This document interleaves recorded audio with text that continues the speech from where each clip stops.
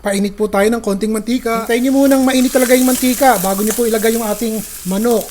O pahinga muna tayo sa isda mga kaibigan ha, at baka magkaroon na kami ng kaliskis ni Manang dito sa bahay. Kaya ngayon manok naman ang iluluto natin.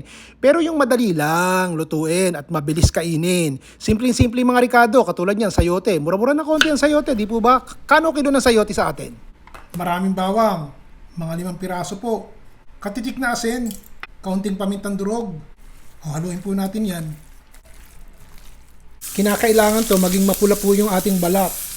Ito po ay wala ng buto. Tinanggal ko yung buto. Balat na lang. Sige. So, piprituhin po natin yan hanggang sa pumula yung balat ng manok. Sabaw naman. 2 kutsarang toyo. 2 kutsarang oyster sauce. Tubig. 1 tasa. Konting paminta. Haluin po natin. Alam nyo, habang piniprito ko, mukhang malalaki yung hiwa ko nitong manok. Gugupitin ko muna ha, para madaling maluto at saka maraming makakain. 8 minuto ko po ito, nakita nyo, binaliktad ko na at mapula na po yung balat. 2 beses ko siyang binaliktad para talagang naluto na halos yung manok. Isasama ko na po ang sibuyas, kaprasong karot para lang magkakulay. Pagkatapos po ng 2 minuto, ilalagay ko na itong sabaw.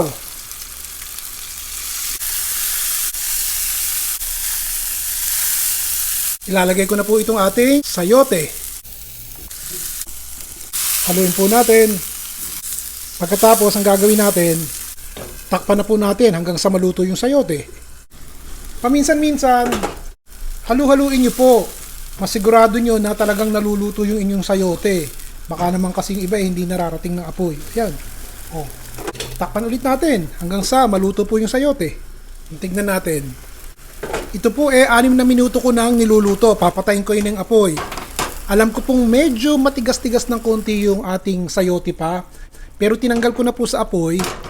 Tatakpan ko at hayaan nyo na pong maluto. Kasi mainit pa yan eh. Kesa naman mamaya magkakalerot-lerot yan kapag pinatagal nyo pa. Ganun lang.